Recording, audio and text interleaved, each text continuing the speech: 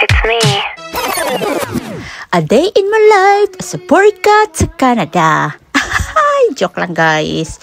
Hello mga mi, it's me, Mommy Marlene. For today's vlog, just my morning routine. Wala lang good guys, i-share lang good na ko. Magbuot tayo mo. Ay sis! Yun na nga mga mi, this morning, si Ori na unang gumising sa akin. Alas 6 daw siya nagising. Agoy noy. Alam niyo na guys, bakit siya na unang nagising? Kasi para makapanood ng TV ng maaga. Ay, Diyos ko.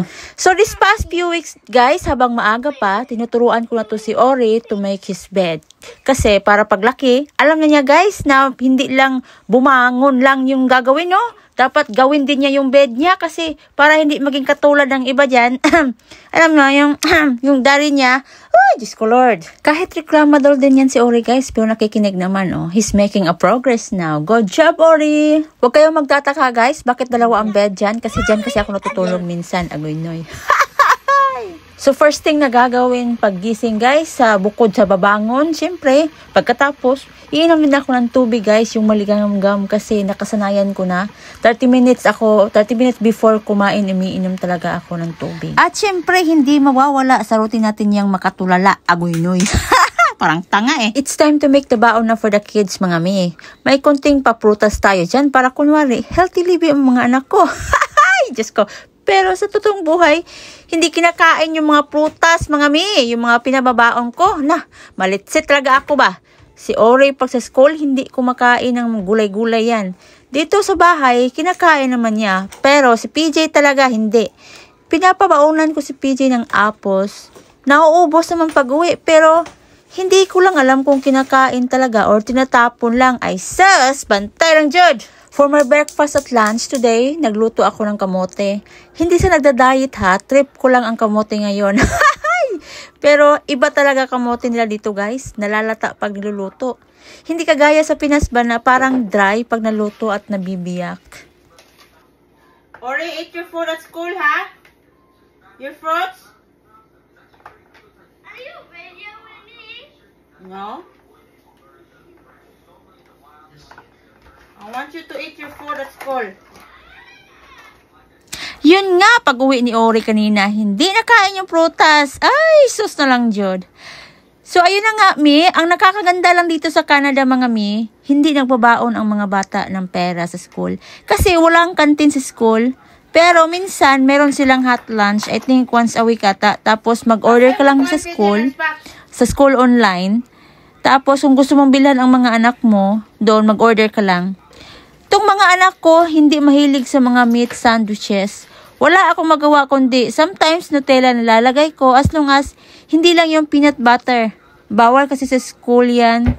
May mga bata na mga may allergy sa peanuts. Malapit na din ang school year end nila. I think end of June matatapos na sila. Ang bilis ng panahon, si PJ matatapos na ng grade 7 at si Ori matatapos na sa senior kindergarten. Summer is coming na. Magstay na naman ang mga bata sa bahay. Kasi work din naman ako. Agoy. Pero not everyday ako mag-work para may time din ako sa mga bata. Pero not sure guys. Ewan ko ba, hindi ako mapalagay pag hindi ako nakapagtrabaho. Iniisip ko kasi na sayang ang kita. Pero wag ko daw pala dapat iisipin yun. Kasi time flies so fast. Lumalaki ang mga bata. Dapat maglaan ng oras para sa kanila. Hindi talaga madali ang buhay dito sa abroad, mi. Go, go, go lang talaga. Pag nasa Pinas ka, napaka-relax ang utak mo. Di kagaya dito, pag mag-relax ka lang, yung mga bills mo, mi, nagkatapunog na. Grabe kay mo, Tera, murag bayad og bills. Diyos ko! Bitaw, oy. Daghan ko ba kong bills, guys? Wala lang kabalo ang akong bana. Diyos ko, agoy na. Kadugay ba rin mahuman na ako ang video ay kiatay. So ayun na nga, may pinapapermahan si PJ para sa track and field nila. Permahan ko daw lang yung consent form para kung anong mangyari, kung baka madisgrasya habang tumatakbo, walang pananagutan ang school. Ay, grabe naman. Competitive din kasi ito si PJ guys, syempre. Saan nagmana? It is sa akin. Agay! Seryoso guys, hindi na nagpapahuli si PJ, sumasali talaga sa mga program dito sa school. Ay, okay! Katagal ba matapos nagpirmahan? Ay, akala mo naman, mga papeles sa mga malalaking lupa yung pinirmahan. Nara! If you can, can you try to pick a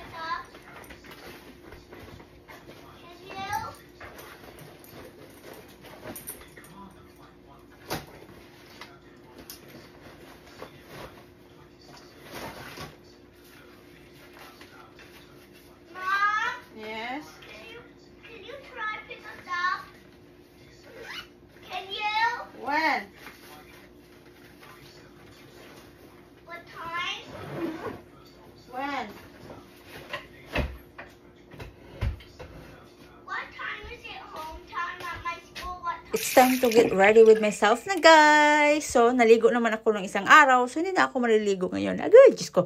Joke lang, guys. So, naligo ako kagabi. Kaya, pag umaga, punas-punas na lang sa mukha. Akala mo, sis, walang arte-arte. Naligo na kagabi, natulog lang naman eh. Kaya, ayan lang guys, lagay-lagay lang yan sa mukha. Anyways, mga mi, sa Pilipinas pa lang ako, never talaga ako nakalagay ng sunscreen sa mukha nung sa Pilipinas pa talaga ako. Dito lang nung dumating ako sa Canada, dito ko na lang nakilala yung sunscreen na yan. Kaya, since na pumunta ako dito, sa Canada ako nag-start na maglagay ng sunscreen. Kasi, kailangan talaga daw yan sa skin mo para hindi tumanda, hindi magkulubot yung mukha mo pagdating ng panahon.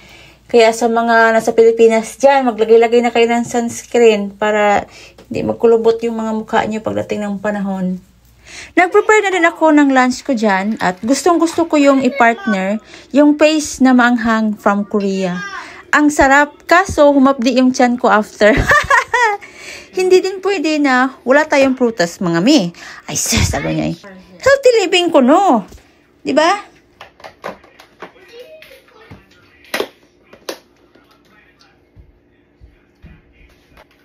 Want some fruits? I thought you got that from the trees, Mom. Out the seed first. Do you have anything to get out the seed? No, The seed in just there. buy it. No, I know, but I can't eat the seed because the seed's poisonous. Hmm? Is the seed poisonous? No, you just don't eat the seeds. No, I don't want it. Hindi talaga ako nakakaalis ng bahay na hindi nakapag-breakfast, mga mi. Sumasakit lagi yung ulo ko pag nagugutom. Ganun talaga, no, pag nagkaanak ka na, sa ulo ka agad titirahin. Mas malala pag nabuang. Agoy noy, wag naman sana. 8:30 na, kaya lalabas na sila para maghintay sa bus. Usually, tapos na ako lahat niyan at sasabayan ko sila maghintay sa bus, pero late na ako bumabangon. Kaya nakita nyo naman, nauna pa si Ori sa akin nagising. Agoy noy. Dito na lang muna for today's vlog. See you next time. Please follow and share.